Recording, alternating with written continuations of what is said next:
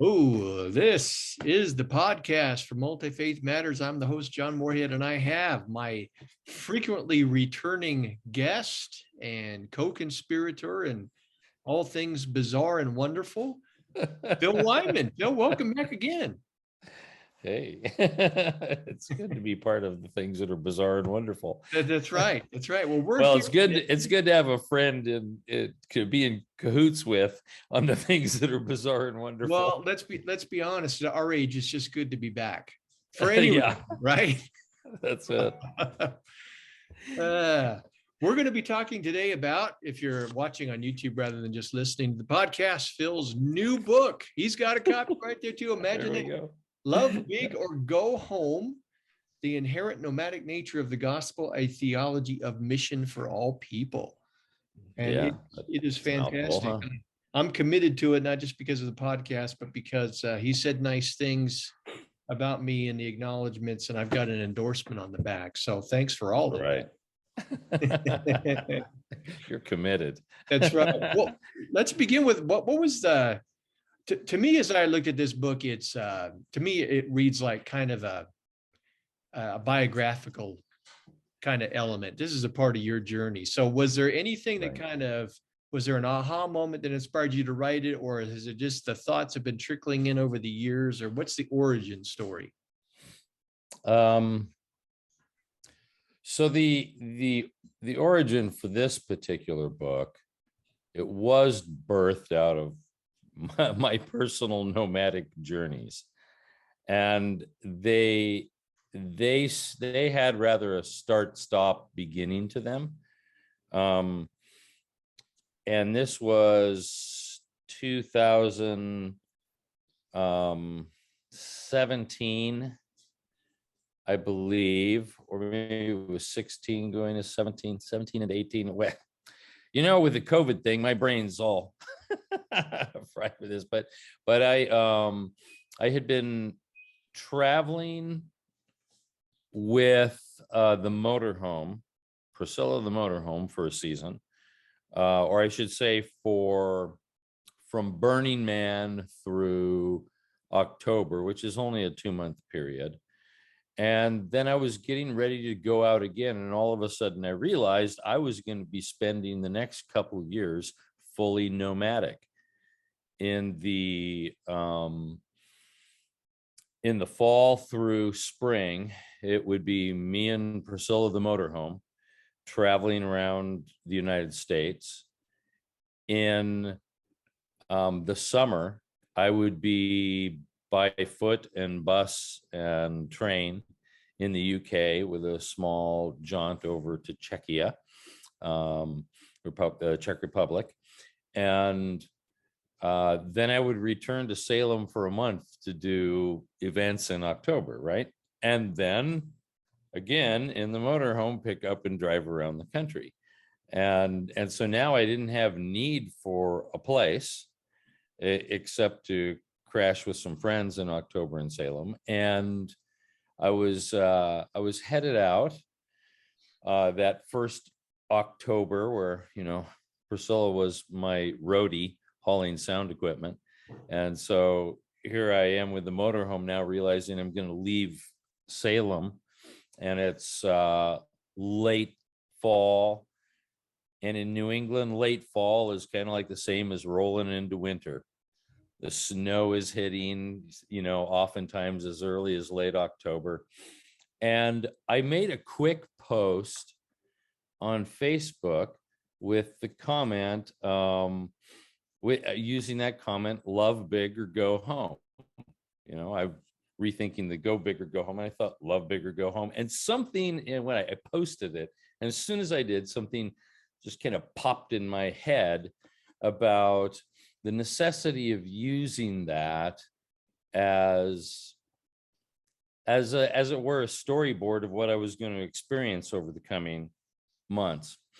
And I had already been delving into some of the dynamics of nomadism in the early church.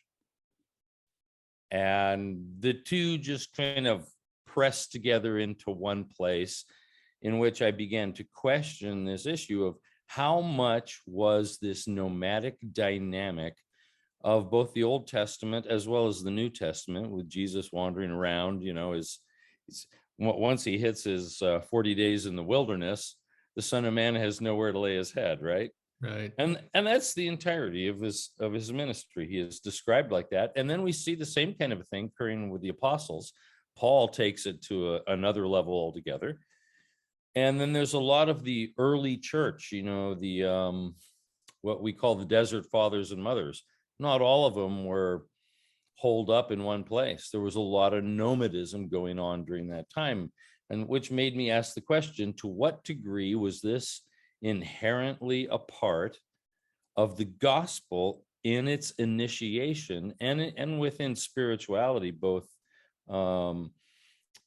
Judaism and Christianity? To what degree was this a fundamental part of it, and how does that inform the way we do the gospel? And is there something inherently wild about that we've now tamed? Those were the questions I started asking. Mm-hmm. And so each of these chapters starts with my telling of where I am in my travels, right? And it follows me around, but that ties in then to these questions about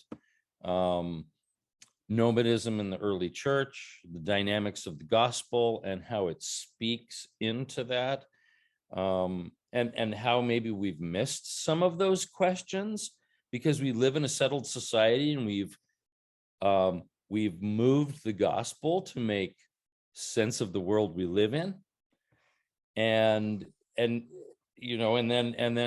with that, I began to look at things like the anthropologies that are developing in the demographics of currently nomadic people. That when we say nomadism and we talk about it academically, what we have in rubber tramps, people driving around in their motorhomes, living in what sometimes they call motor homeless, but they don't consider themselves homeless. Mm-hmm. Their vehicle is their home. Our understanding of that kind of nomad is something very different from a classical academic description of a nomad, which for some people requires that they're shepherds or ranchers of some kind that are traveling with the needs of the flock and the herds to be able to survive through the season. For others, in some academia, tinkers who have jobs that take them around traveling are considered nomads. But now we have a new developing classification in America, and it's larger than many states. So if we're asking the question about what is the gospel going to do when there are 1 million people minimally, because we can't really count these numbers, and having been among them, I was traveling around and I'd stop and we knew each other on the road. You could see by the way the motorhome was set up or what was in the car or in the van. They had the telltale signs of who these new nomads, American nomads, were. And most of them, some of them were looking for a place to settle down, but a lot of them were out there on purpose. And they loved it. So, now we had this massive moving state, as it were, and we don't have any classification for these people under our American classifications. We have those who are settled and those who are homeless. And then we have, something in a population larger than New Hampshire, Vermont, or Wyoming wandering around the country. And there's not a classification or a fitting place for them. We don't know what to do with it. And yet I think the gospel's already spoken to that, right? Right. Already has things that I think in a very real way. I was finding out they understood some elements of the gospel better than I did because they were living this nomadism. So that's how it formed and was framed. And so it follows I'm studying while I'm traveling, and I'm talking to these people and hanging out with them. And then, there was that season of like a little more than a year and a half, I took care of my mom. So at the end of that, I'm taking care of my mom who has dementia in Long Beach. And the book I thought was pretty finished. And then COVID hit. And I'm like, oh, great. This isn't exactly a great time to put out a book about, hey, everybody, let's travel and let's travel for Jesus. So, so what made me pull it back out? In fact, I had sent you copies prior to, I'd sent you the information as it was Right. developing prior to the whole COVID thing coming about. And then,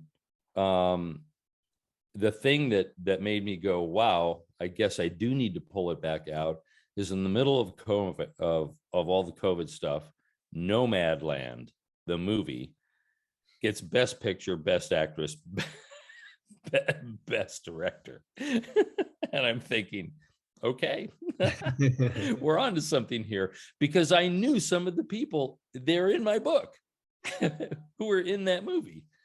The Rubber Tramp Rendezvous is in the movie. I was at the Rubber Tramp Rendezvous. So, and the guy who runs it is in the movie. I've got pictures of myself hanging out with him. Hey Bob, how's it going? It was time to pull it out, and that's when it began. It took a little bit different shape, and it's not a straight line of my travels from beginning to end. There's two sections of the book. The Love Bigger, Go Home is a development of the section of each section is 4 chapters, and I start with Go, then the next chapter is Home. So the Go is a reference to, this is the impetus of the gospel, the first real impetus that we have, kind of a commanding tone of, hey, here's something we should do. And I asked the question of, where is the Go in the gospel? Mm-hmm. In comparison to this nomadic early church, now we've got a very Americanized, homebound kind of church, which sometimes has lost its Go. Now, there's still a lot of churches sending people out, right? But we tend to send, right? And then what do? We plant. And that in itself is a very interesting thing, because it embeds settledness, which is the term for the opposite of nomadism. It embeds a kind of settledness into the gospel. And now we frame things not as strangers and pilgrims on this earth, but as landowners, and and all that becomes very important to the life of the church itself, right? So all of those things were a challenge. Then I go to the word, I go to that word home, and take 4 chapters to do a, as it were, a description of what is home, and how is that viewed, particularly from the nomadic framework. Is there another way of viewing home? Does the gospel have another way of viewing home than we describe it, right? And we know it does. It's significantly different. and the interesting thing is, then you're finding studies about homeless people, and homeless people have a description of home that looks closer to the gospel than people who have a house, because now it's not framed about a piece of property, right? Yeah. And then I finish up the book with Love and Big. And so three of those sections are based in travels around the United States. And the last section, where I talk about how do we go big with the gospel, is now I'm by foot and going from festival to festival in the UK. So that's kind of an outline and the impetus for it. But it started with, I'm on the road, and everything is very different for me. I've always enjoyed traveling, but now I had a weird moment that occurred just before I started this kind of full-time nomadic stuff for that, well, it's not over. I'm still bouncing around places, waiting to land in Wales. Yeah, Not a I want month you to here. talk about that when we wrap this up today. But as I was listening to you talk about all that, just kind of thinking it through in my head, did you discover, do you believe that there's diversity within nomadism, so that some of the people you run into at festivals, Burning Man, those are people usually going from a home to a festival space, Right. returning home again. But do they have a desire for at least the experience of nomadism, even though they're not constantly in that space? Or are you Mm. defining it simply as those who are constantly on the move? So I do spend some time in the book describing the dynamics of nomadism and how, even if we are settled people, the gospel, the nomadic dynamics of the gospel not only speak to how we deal with the traveler around us, but the potential need for it in ourselves, the thing we call pilgrimage, right? Mhm. That there's something we have to learn from that, and something that we can really discover. And so in our own going, and this is something that was found in the early church, they were traveling for a variety of reasons. One of the more important ones that I found really interesting was women who were trying to avoid arranged marriages and the sexual oppression of, that first century period in the Roman Empire, which must have just been devastating because it was like slavery in a sense.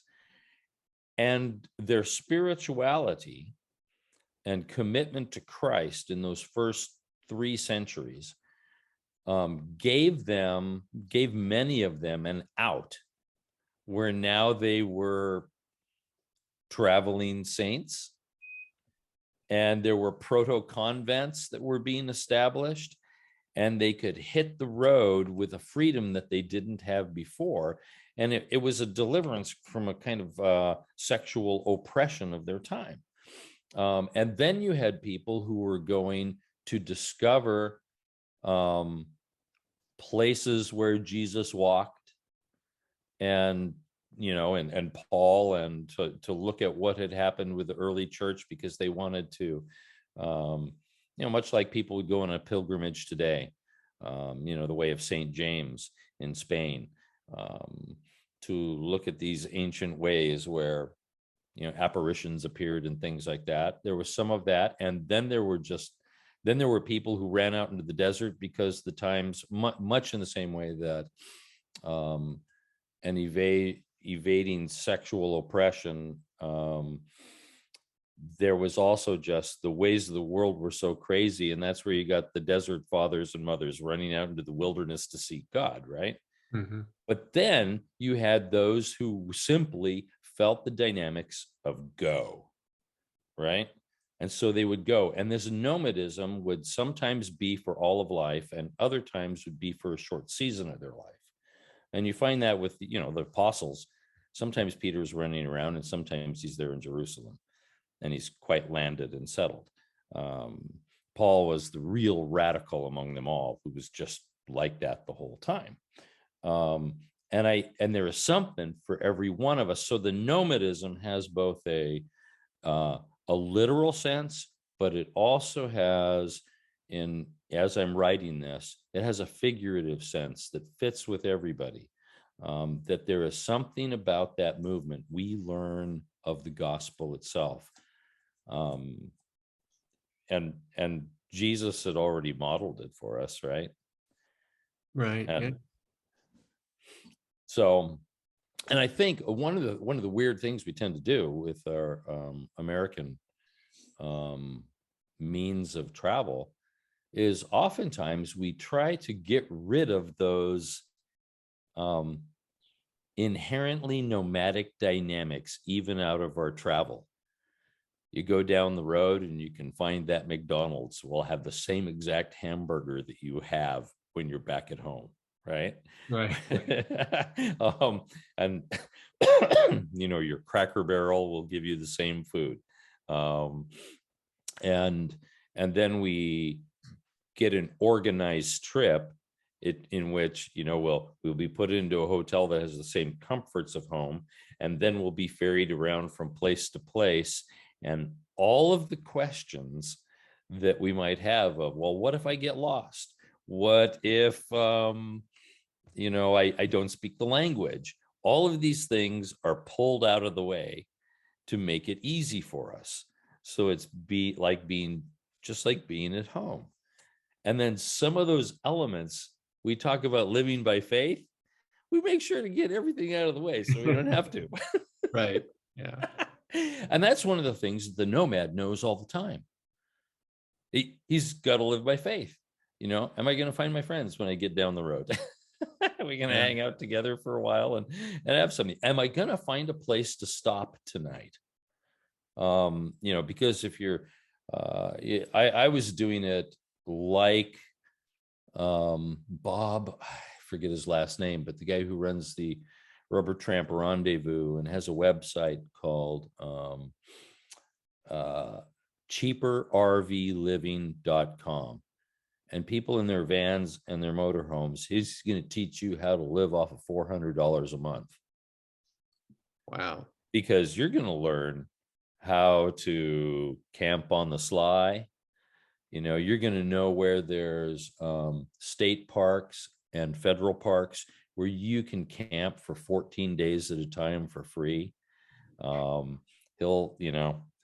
give you the guide for all that kind of stuff. And there's a network of people who learn this together. How do you do stealth camping, and which Walmarts you can go to. I've got an app on my phone.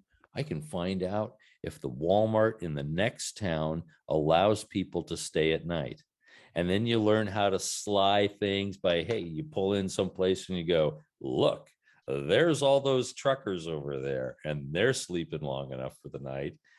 I can do it too, so I've backed Priscilla up between a couple huge trucks. Looks like a little Tonka toy in the middle of it.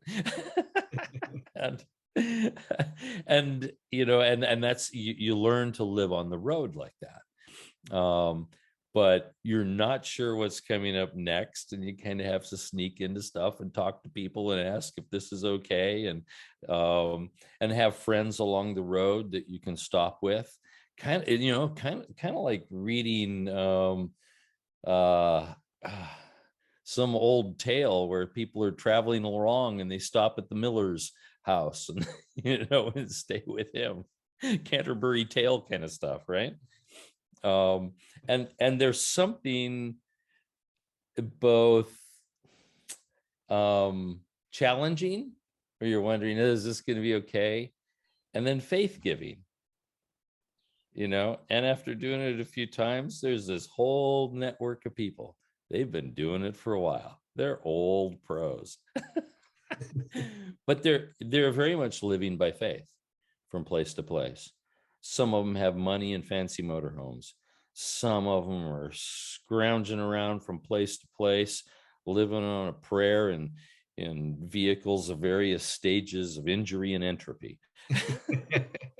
That's sounds like some of my early cars years ago. Oh man. That's motorhome life, right. when your house is traveling down the road at 70 miles an hour and things are bouncing around. There's gonna be something go wrong. Right. Now, in the subtitle of your book, you talk about this being a theology of mission for all people. Now, you and I know how the American church works, right? I mean, it's a sedentary faith. It's a go-to place. It's a piece of real estate. And we talk a lot about, the churches, the people, not the building, right?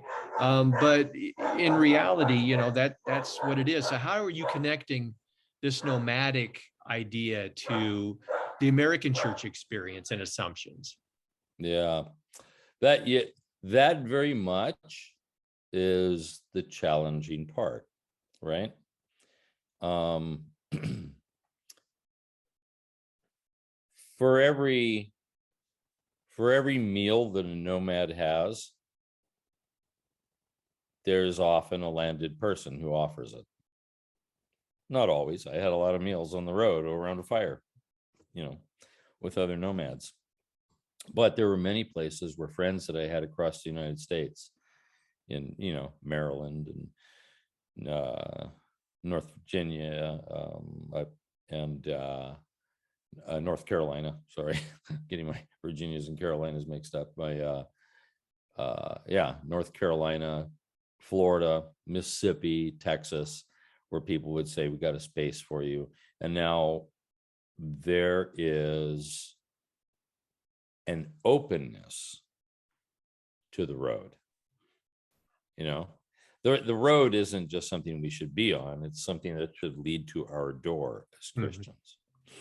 And we should be able to begin to navigate a comfortableness with those who come in, as well as a comfortableness with going out. And so it becomes there's an entire chapter on the dynamics of hospitality and how that ties into the gospel itself. And it does feel very much like an element of the gospel that when you read the early church fathers, and if you weren't hospitable, you weren't even a Christian. They were pretty hardcore about it, some of them. And that is not necessarily something we've held on to in church life. But now we become a part of that economy of the road by being hospitable to the stranger. And Jesus and his disciples depended on it, right? And so did Paul. And so in that way, we invest ourselves. This is how it becomes a theology of mission for all people, is that inherently the gospel has this moving thing and it wants a place at my table. Now it doesn't stay for long. It wants to get up and go, right? And the moment we tame it to live here and to become a settled thing, we begin to lose some of the dynamics of it. And unless we can kick it out the door, whether we kick it out with somebody else or we occasionally kick it out with ourselves, once we tame it to live there, the wildness of it is lost. And then the wildness of it is lost. What kind of gospel is it? It just becomes another, no wonder it becomes political, Right. Because we have it live at our home and answer our problems, which then are going to be answered by the politician, who speaks to what we want or don't want, or what they want. Yeah, what they want. They tell us that we want what they want too, Right. and then we believe them.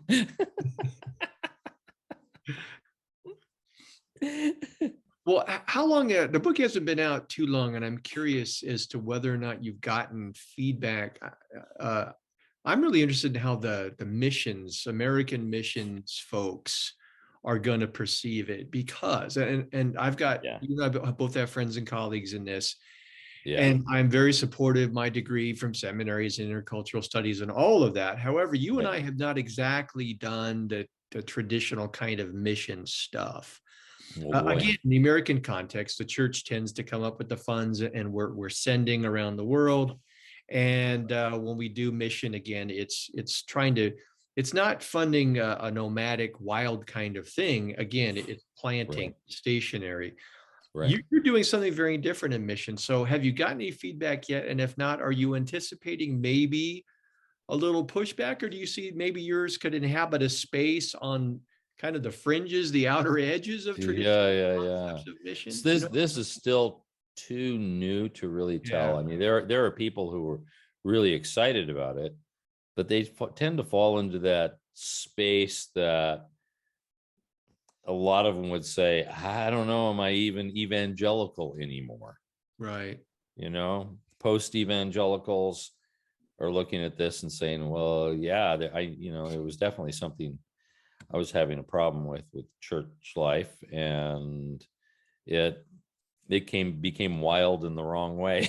Right. and, Yeah. and now a rewilding of the gospel seems like a positive thing, but because it does speak to this inherent nomadism does speak to the um the ability to do something without going down the typical capitalistic route that a lot of people have felt burned by, right?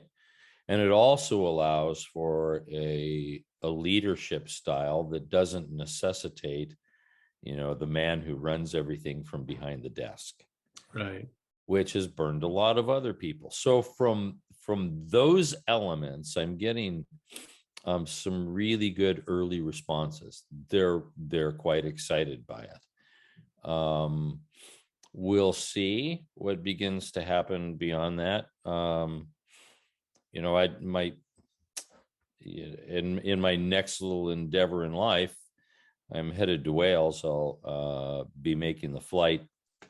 Hopefully, everything's changeable in these COVID days on May 4th, and putting semi-nomadic routes into North Wales, because even from there, the Baptist Union of Wales is sponsoring me when I say sponsoring, they're sponsoring the visa process. And it's a visa process that requires I raise my own money, so I'm a self-funded missionary in this sense. But they're sponsoring a visa that includes the fact that instead of pastoring a church, which is the standard idea, send a missionary to plant a church, right? Right. That I will be training people to work within festival settings and among subcultures in the UK. So I'm going to be training people, like some of the people you and I know together. Steve Hollinghurst,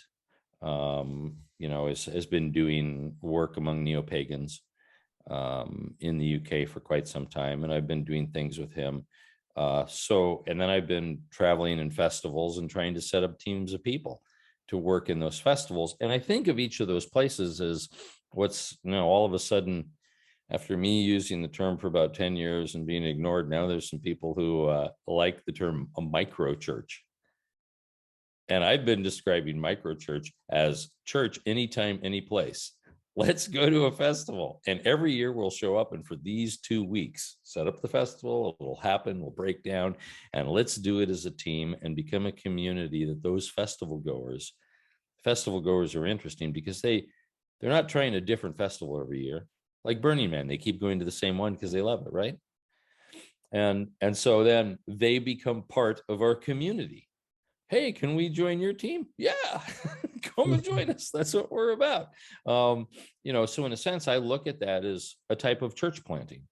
It's micro church, micro both in space of time as well as the number of people, and micro in terms of cost, because you're not having to buy a piece of land and throw up a building or pay the rent for that meeting space every week. And so that has grown significantly since we first started doing festival stuff in Salem back in 1999. Pretty soon, after about 6-7 years of the 20 years of being there, we had hundreds of people coming every October to do stuff with us. And then over the years, there were thousands that had been trained in it. And then pretty soon they had their own teams going to their own festivals. Now I'm trying to recreate that dynamic again. But instead of being embedded into one place with its festival where the world came to us, I'm trying to now travel around and get people to stay in places, whether it's Burning Man events, music festivals. And that allows me to train in a way that is hands-on, which, we can only sit for so long in the room and talk about it. unless we get off our butts Right. and Yeah. go to the place. All we're doing is training for inactivity.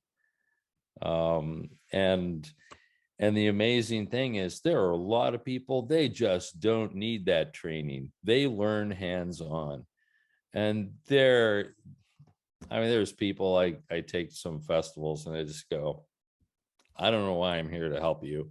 You got this. Right. Just take it and run with it. You're a natural. Matt the pirate. You've met him, haven't you? I don't think so. Okay. So he's one of those guys, he came to Burning Man. He meets us in Salem, and I'm just like, wow, this guy's perfect for all the October stuff we do. And then, he comes to Burning Man, and I mean, he just fits. He's a wacky madman. He doesn't need any theological training. He loves Jesus. And he loves being crazy, and he hangs out with people, and he's a pirate 24/7. There you go. That's got his own rum. Brings his own rum. There you go. Yeah. And so, I ask myself often, how many people are just like that boy, we just come with me. Let's go do the stuff. And I think there's a lot of pastors who fall into that category as well. There's a lot of church leaders that, we're looking for, okay, how do I do this? Give me the details about how I run this. But man, if you just get them out there and kick them in the butt and go, come on, let's go do it, they'll just fall into place for them. Right. Yeah. And so the dream is really, it's really based around that. And the book was born out of doing a whole lot of that and meeting people on the road who, then challenged my concepts of how do I do the stuff with them. And oftentimes, we know that our salvation is not by works, it's by faith. And there's some kind of resting dynamic in it. But even our evangelism needs to be like that. There's a place where we're just with people, and that statement, be ready to give an answer of the hope that is within you. It actually happens sometimes. Well, you're quoting 1 Peter 3:15 for folks who don't know, but there's always a part of that verse that it amazes me how many times we just gloss over. Be ready to give an answer to everyone who asks you. Yeah. Not just constantly being out there giving answers to everybody, but Right. be with, rest with, develop relationships, and when you're asked, then answer. But we're not right. We're asked. That's the thing. We never get asked. But because once we start pushing it, they don't want to hear. Right. And so there has to be something about us, all the dynamics that we call salt and light, right? Well, salt makes you thirsty, but we never run into thirsty people. Why? The thing is, we do, but we don't allow them to acknowledge it. We have a tendency to want to be the evangelical answer before the problem is recognized. And so as soon as something pops up that seems contrary to what I believe, I have an answer for that. But that's often not even connected to, the terminology we used to use was the felt needs, right? Right. It's not even connected to that kind of thing. It's what we think is the answer oftentimes isn't even related. It's not even a question that somebody has. And we want to put it in hard black and white terms. And if they accept it, then you'll be saved. Right. Invitation time. Yeah. Put it out there. Close the deal. Yeah. Exactly. I was never, I was a bad Pentecostal evangelical. I was never good at altar calls as a pastor. I was like, man, this seems so contrived. Yeah, I've never been good at sales, which is why I'm lousy at fundraising for my own ministry. So, Right. But and the altar call is like taking the idea of an offering to the next level. Give me your life. Right, exactly. Yeah, we don't want your money. Give us everything. That's what an altar call feels like, right? Most of the time, yeah. Now you're going to be going out and living this wild theology, living out, continuing to live out what you're talking about in the book in Wales. Right. Can you tell people what are you going to be doing? What do you need? Well, how can they partner? All that good stuff. We'll include all the information about your book, Oh, link okay. where they can order information Yeah. about your Wales trip, all that in the program notes, but let people know.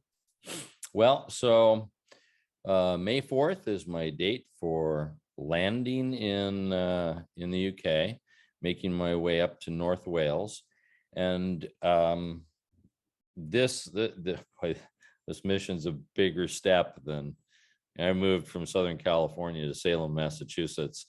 And anybody who's lived in both places know that the culture of New England is not the culture of Southern California, totally different. And Salem has its own culture that's steeped in neo-paganism. So that was a big move. Wales, on the other hand, I'm going to be living in an area where it's 90+% Welsh speaking. And for people who don't know, Welsh is nothing like English. It's a Celtic language of the Brythonic branch of Celtic languages. So it's very different from the Irish or the Scottish Gaelic. The closest things are Breton, which is probably the second most vibrant Celtic language in the world. Welsh is hands down, far and away, the most spoken in terms of the number of people who live in the language. And it's about a third, between a quarter and a third of the population of Wales. And where I'm moving, everybody speaks Welsh. So I'm in that uncomfortable zone. If you're just learning Welsh now, you think I'm fluent.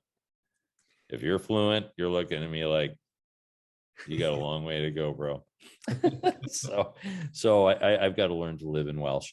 Up in Caernarfon, North Wales, in the northwest of Wales. And I'll be working with the Baptist Union of Wales, in the Bedadoir Cymru.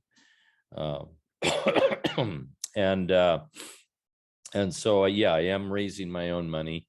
I've already paid for the visa process, and I probably have about 6 months of money that's saved to live on, which I need. They're like, this is what you need if you're going to live here. Right. And I'm raising monthly support. I'm about halfway. Even the monthly support is still a moving target. Some people are giving a set amount and some people give as they can each month, but I'm about 50% of the way in raising what needs to be somewhere near about 1,500 pounds a month, for when I finally do get a place rented. I had one that was looked like it was going to happen, and then the owners of it, instead of deciding to rent, they decided to sell. So I'm still on the hunt for a place. In the second year of my living there, I'm planning to go fully nomad again. I'm going to walk around the country of Wales by foot, from village to village, try and organize walks where people walk and talk with me. I stop in pubs and play a gig, walk with people who do history tours. But the plan is not to speak anything but Welsh for an entire year. And that will be really interesting, because there's places where they speak nothing but Welsh, but their dialect, I just look at them like, I have no idea what you just said. I jokingly say it's just like they're repeating the longest town name in the world over and over. Just over from where I'm moving in Caernarfon is the town of Llanfair Pwllgwyngyllgwgeri which is something like the Church of St. Mary by the White Hazel at the Whirlpool. But Sometimes it just sounds like that. I have no idea what you just said. And then other places, nobody will speak English, will be able to speak Welsh, but I won't speak any English. So it's something to try and identify with the Welsh, that subculture of Welsh language speaking people who do in a very strong way feel oppressed by the fact that there's been opposition to their language for centuries. But they've been a stubborn people. They still have the most vibrant of Celtic languages in the world. They've kept that alive somehow. So, it's my way of saying I identify with you, and here I am. I'm an American, and I'm not going to speak any English for a year. I do have a newsletter that I send out, and what I do, I'll send you the link where people can click on and sign up for that newsletter. They can find me at burningreligion.com, which is the place where also wildtheology.org goes straight to that same site. So it's the place where my books and a lot of my blogging tends to happen. And if they want to donate, there's a link on that as well, where they can donate either in a one-time or an ongoing monthly basis. I've been really surprised how generous people had been. I had to keep quiet about this for a while because the church in Carnarvon first had to all agree, yeah, this crazy guy from Salem, Massachusetts via California, he's okay, we like him. And and then the Baptist Union had to get to know me and trust me. I don't know how they did. But and then it was kind of all last minute. All of a sudden, this is just back in like November, or I think it was December. I felt like, okay, now I have the go ahead to tell people exactly what I'm doing. Not just I'm moving to Wales and I'm not sure when, but here's who I'm working with and what I'm doing. So it wasn't until like early January I was actually doing any fundraising. The amount that people jumped in on initially was pretty phenomenal. I was like, what? But it's easier to raise the money for things like the visa process, right, for the first 6 months of being there than it is the ongoing, right. Yeah, the revolving support. So that's where I am right now, and needing to raise some more of that, and to find a place to plant my hiney in that first year before I walk around the country.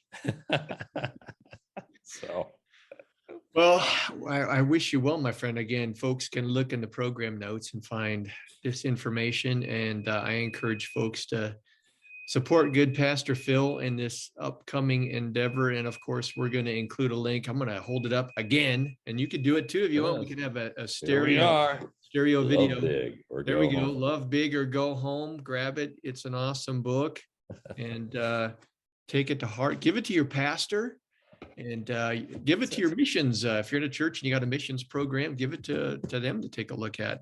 Yeah, it was interesting. I was at a church in Ramona, California, and they had a missions group that I sat and spoke with, and it is interesting. Something like this is outside the box for them, and they were like, what? We don't get it. And now we get it. And they got excited and said, yeah, we want to help here. So sometimes we just need to hear and see the stories that things can be different in the way we've standardly done our Christianity. And if that doesn't start happening, I don't know what's going to happen to the Church of America. Yeah. I hear you. And in Wales and in the UK, they're already ahead of us in being a post-Christian kind of culture, right? Yeah. So in some sense, Christians are more open when they've had a longer time to sit on their need. Yeah. We tried the same thing over and over, and it's not working. Well, my friend, it's always a pleasure. I'm glad we were able to connect again. It had Yeah, been thank long you. before we'd exchanged some text messages and emails, but that's not nearly good Yeah, enough. yeah. So I hope Yeah, good to see your face. You're looking good. yeah, I don't know about that. Well, I hope this conversation helps promote the book and maybe get you out there and get some more Yeah, support. We'll thank you. see what happens. Yeah, thanks. Yeah. Always good to have you on the program, man. Oh, thank you.